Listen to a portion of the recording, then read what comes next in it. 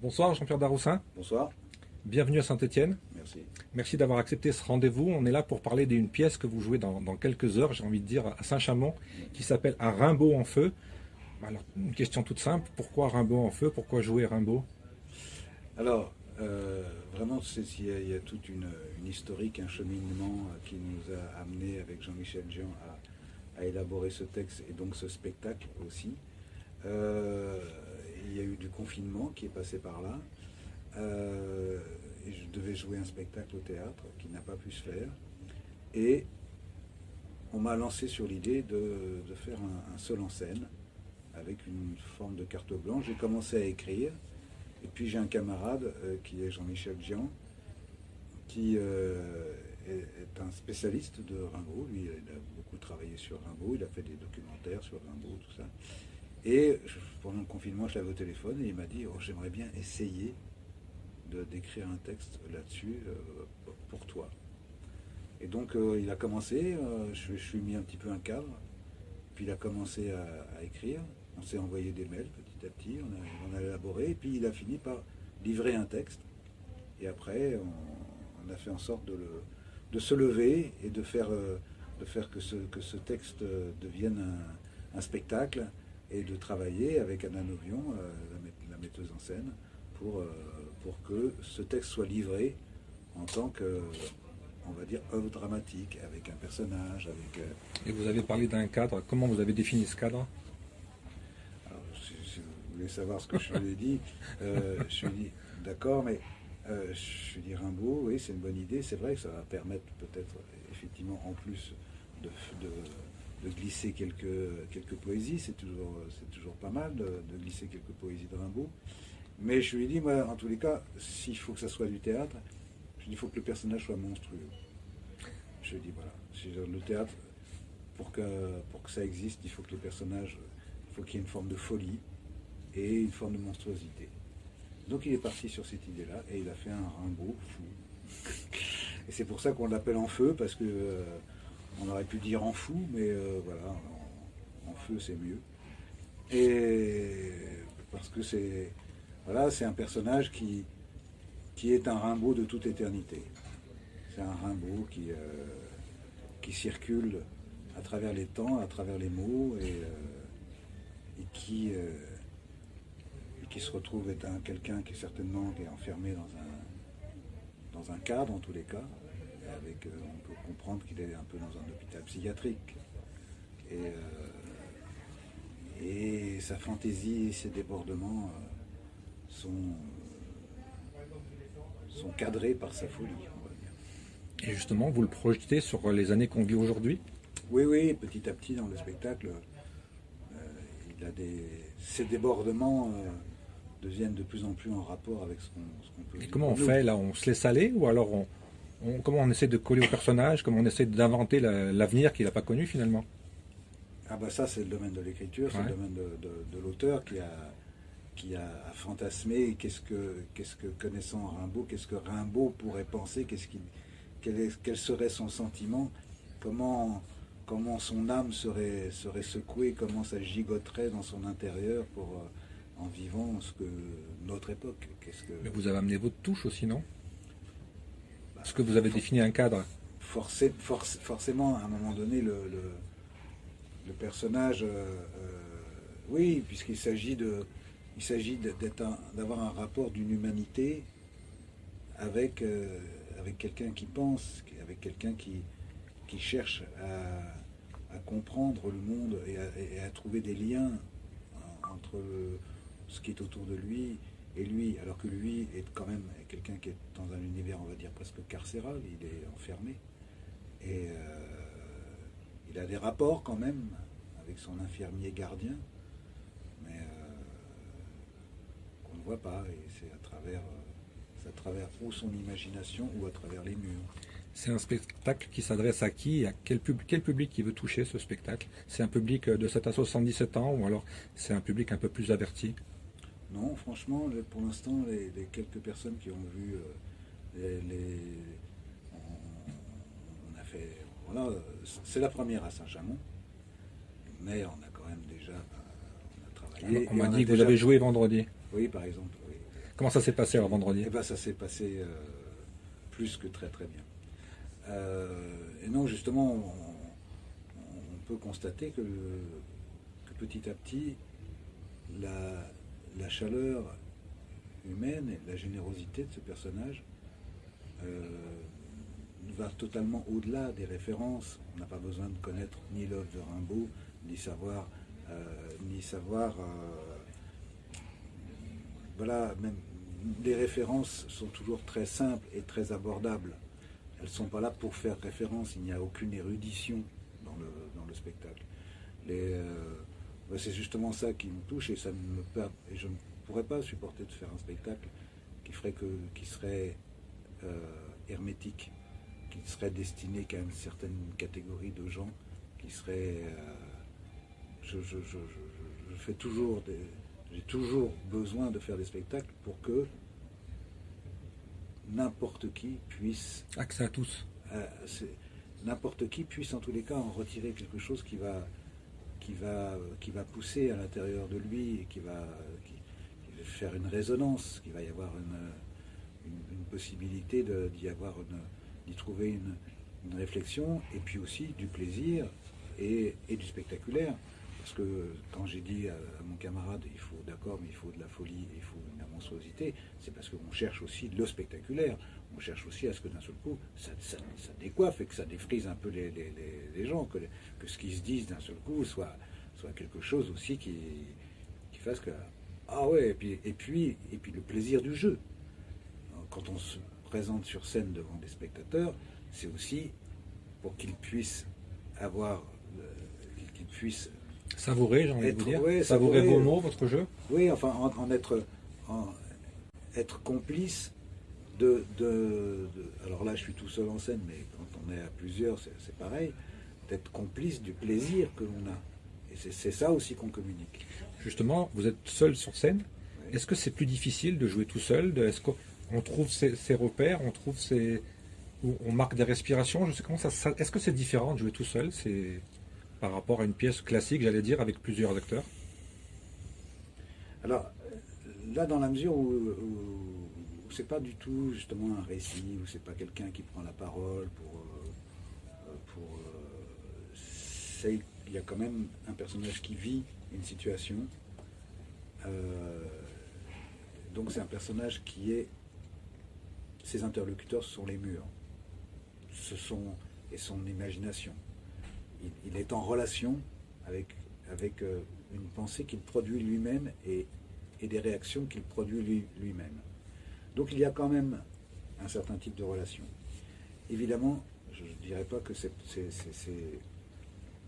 plus fatigant de jouer tout seul. Il y a moins. C'est peut-être plus physique aussi. Hein. C'est beaucoup plus physique. Non, c'est vrai, c'est beaucoup plus physique. Oui, il faut soutenir un rythme en permanence. Quoi. Il faut. Parfois, vous pouvez souffler un petit peu et votre partenaire à ce moment-là tire la locomotive. Et là, la locomotive, c'est vous qui la tirez tout le temps. Donc, non, c'est vrai que je sors de ce spectacle, là, j'ai pu déjà le mesurer, ou même pour les répétitions, c'est pire parce qu'on le fait plusieurs fois par jour. Mais même ne serait-ce que le faire une fois par jour, je vois bien qu'à la fin, c'est un spectacle que vous allez jouer pendant combien de temps en province, et puis après, est-ce que vous allez jouer aussi ensuite à Paris? Oui, on va comment jouer est le calendrier? Une soixantaine de fois en province, et après, quand on attaque à Paris le 13 janvier, après, ça va être encore aussi certainement une soixantaine de fois.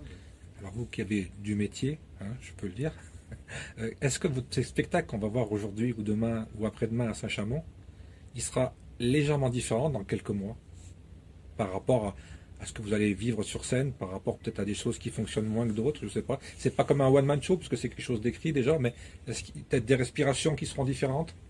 Alors, évidemment, il y a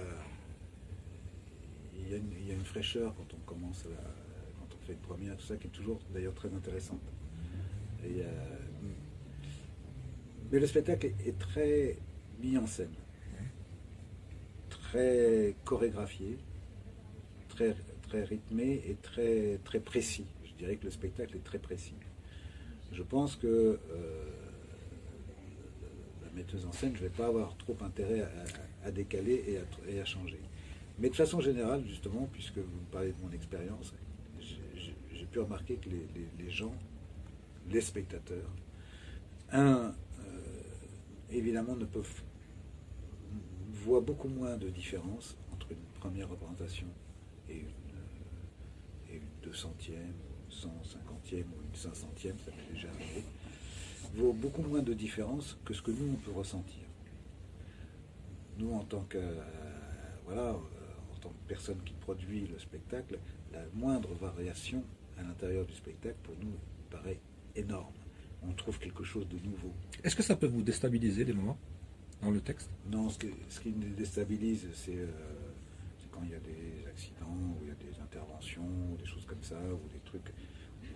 Alors, et puis voilà, là par exemple, on part en tournée. Moi, le spectacle, je ne l'ai pas encore rodé dans un théâtre.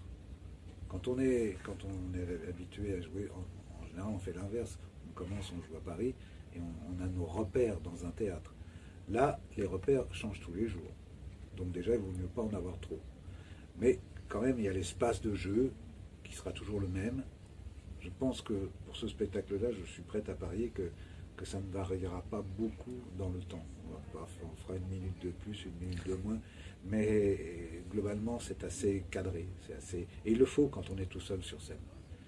On a moins l'espace de se laisser surprendre par l'autre. Là, je ne peux pas me laisser surprendre par un autre et je ne peux pas inventer quelque chose. Tout est écrit. Je ne pourrais qu'inventer parce que je vais avoir un petit moment, une inspiration qui sera différente d'un soir à l'autre, ou un état qui sera différent d'un soir à l'autre, suivant moi ce que j'ai vécu dans la journée. Mais les variations seront infimes. Ça ne va pas se voir beaucoup. Enfin, si la metteuse en scène, elle me dira, oui, là quand même, t'étais un petit peu moins, ou là t'étais un petit peu plus, mais franchement, c'est des nuances très, très, très, très subtiles. Pour un artiste comme vous, on doit dire comédien ou acteur? Est-ce qu'il y a une différence dans le langage, dans le vocabulaire? Bon, moi, je ne vois pas beaucoup de différence. Je m'en fous un peu. Comédien, quand j'étais jeune, oui, on faisait attention à ça.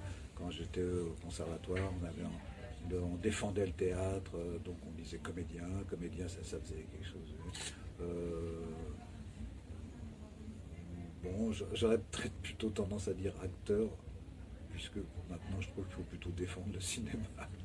Et là aussi, dans les termes, est-ce qu'on joue différemment quand on est au cinéma, sur une scène de théâtre, ou alors, comme dernièrement, je vous ai vu dans une série? Est-ce que c'est une façon différente de travailler? Comment ça se passe là aussi? Est-ce qu'il y a des variantes au niveau du mental?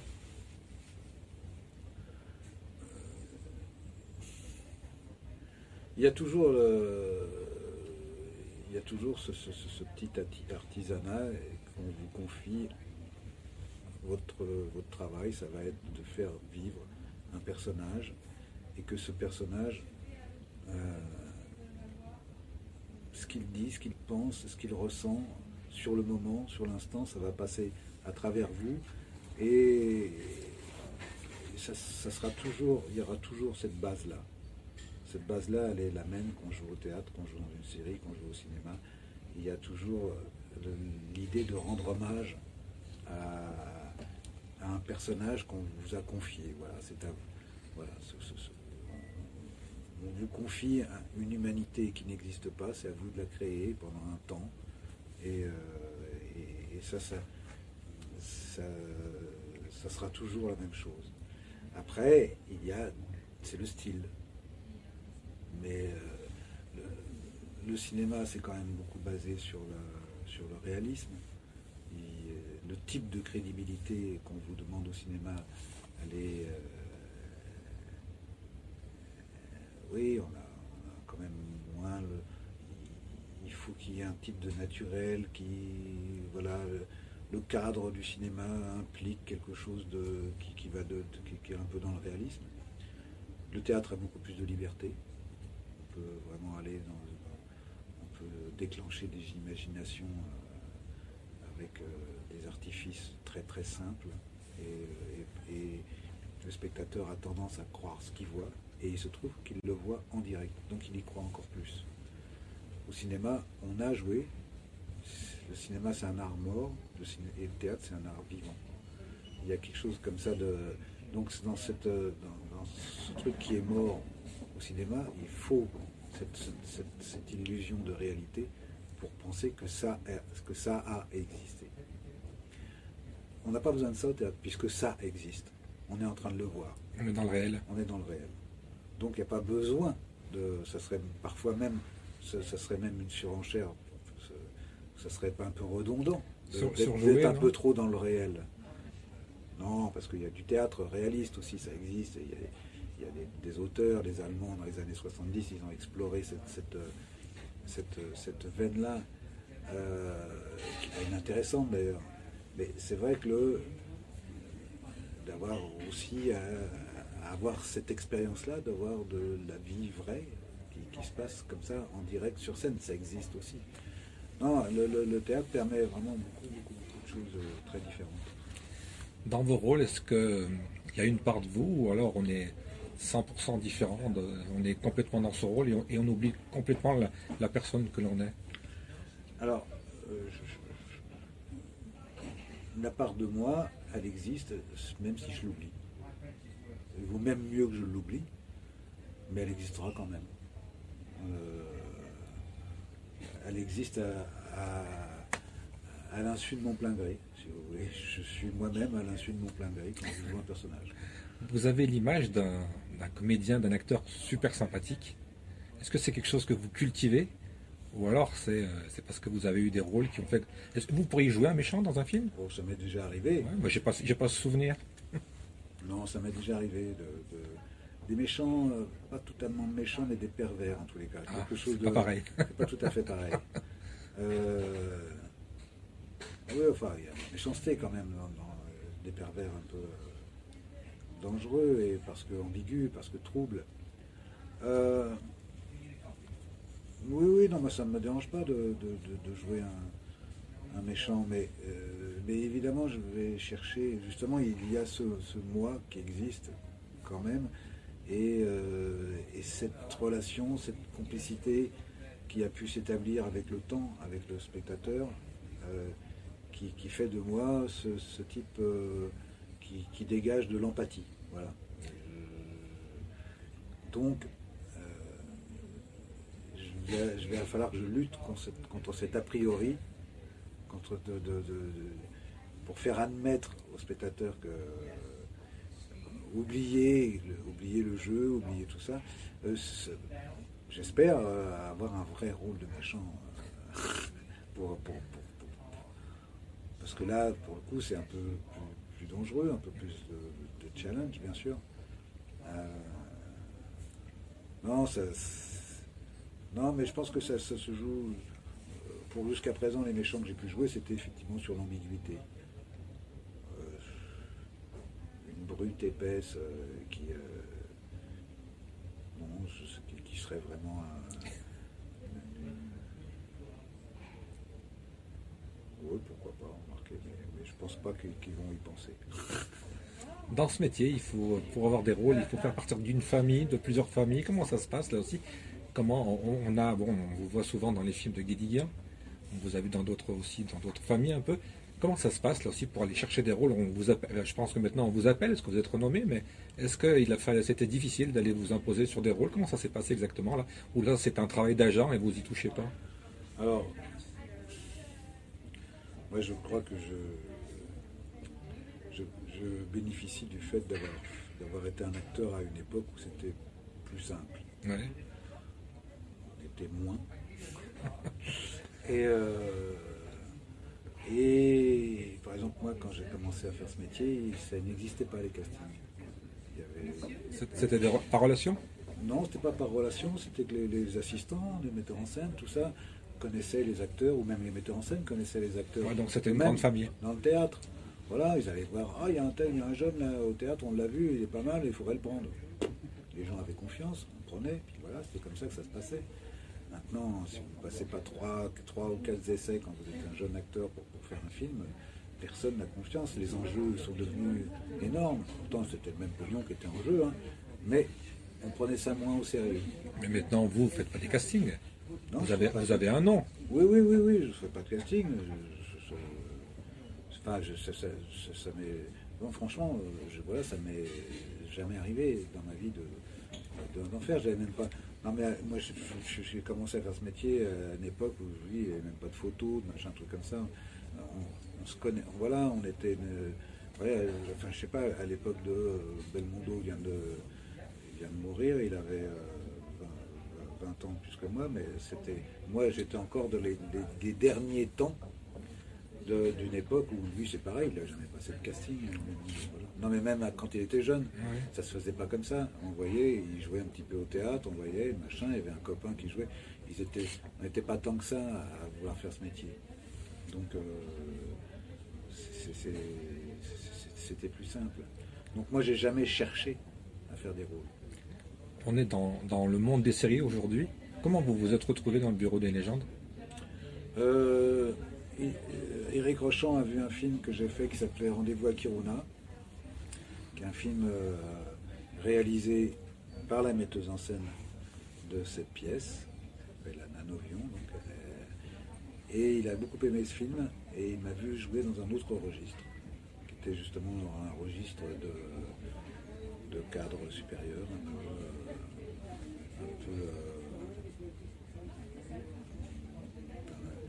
un homme pragmatique, sérieux, et il s'est dit tiens, il s'est dit que je pouvais être intéressant pour jouer son directeur du bureau des légendes.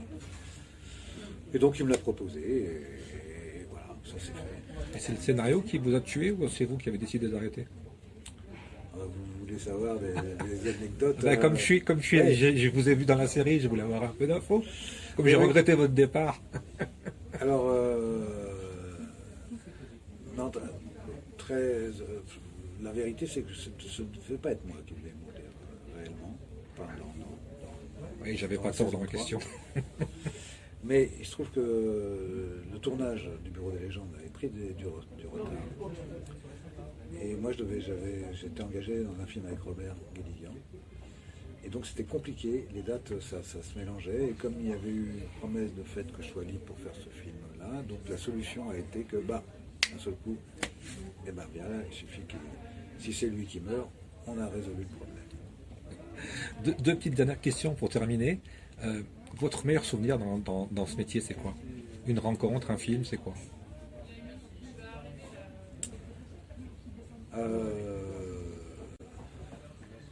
Il y en a beaucoup? Oui, il y en a beaucoup parce que, évidemment, c'est toujours des rencontres.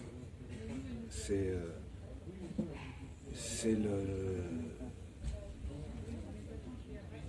le travail d'équipe, que ce soit au cinéma ou que ce soit au théâtre. C'est de voir que quelque chose qu'une mayonnaise prend et que quelque chose naît, qu'on fabrique un objet, que ça soit un film. Alors un film, souvent ça dépend moins des acteurs quand même. Mais il y a quand même certains films où j'ai participé quand même à l'élaboration du film et dans son écriture et en suivant. Puis moi j'en ai même réalisé moi-même un.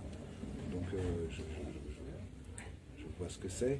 Mais c'est vrai que au théâtre, cette étape de répétition, le moment où le spectacle s'élabore et où on trouve des solutions à des tas d'énigmes que peuvent poser un texte,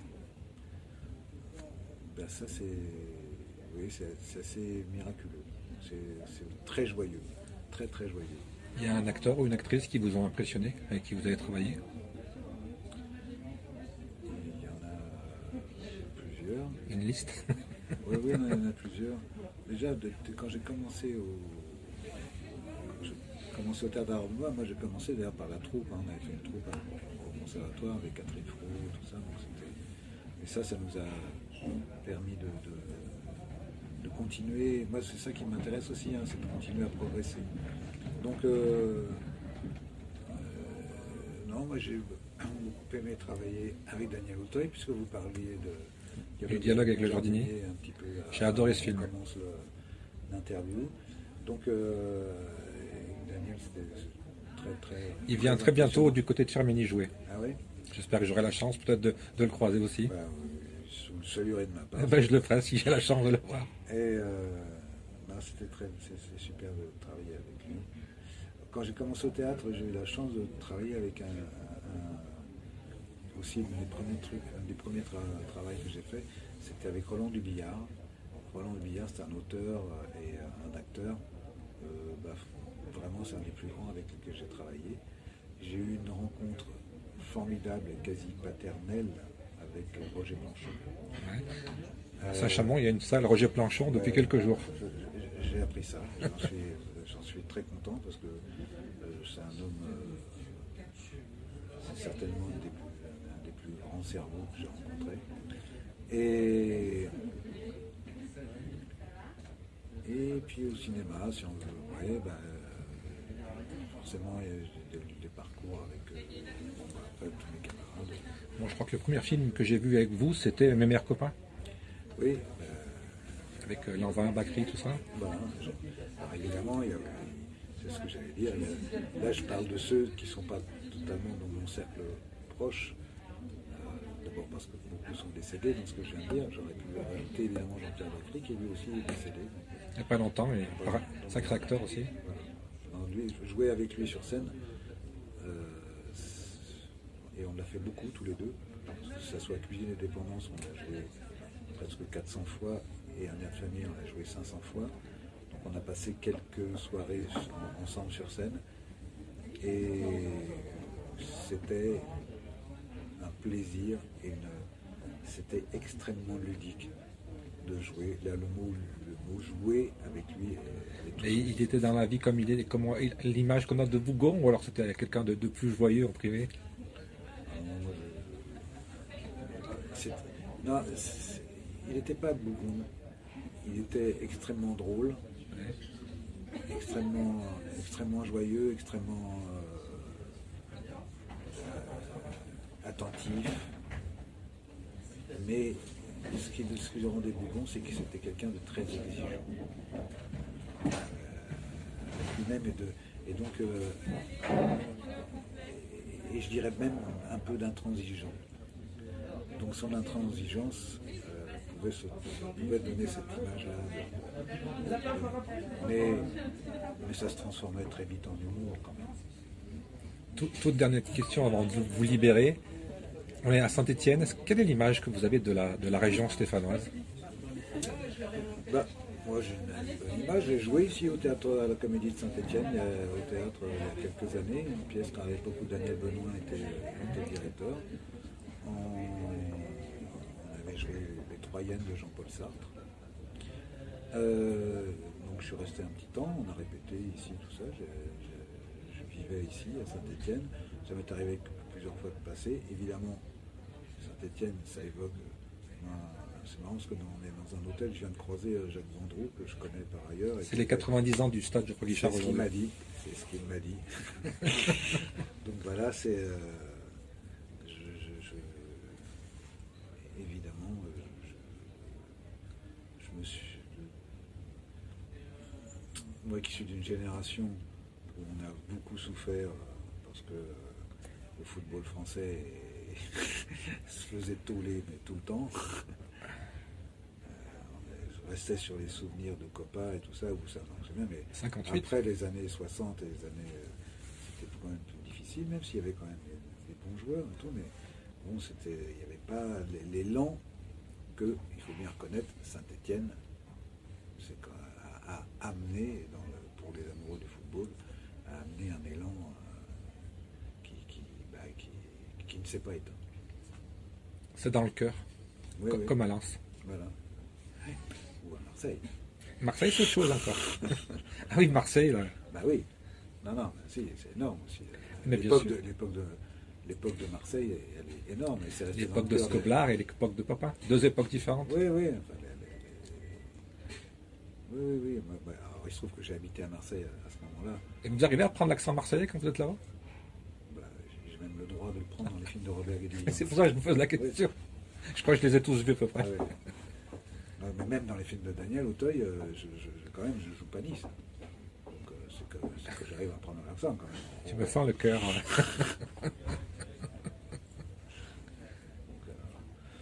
Non, non, oui, je suis. Non, non, mes fiertés, c'est que beaucoup de Marseillais pensent que je suis natif quasiment. On peu cher.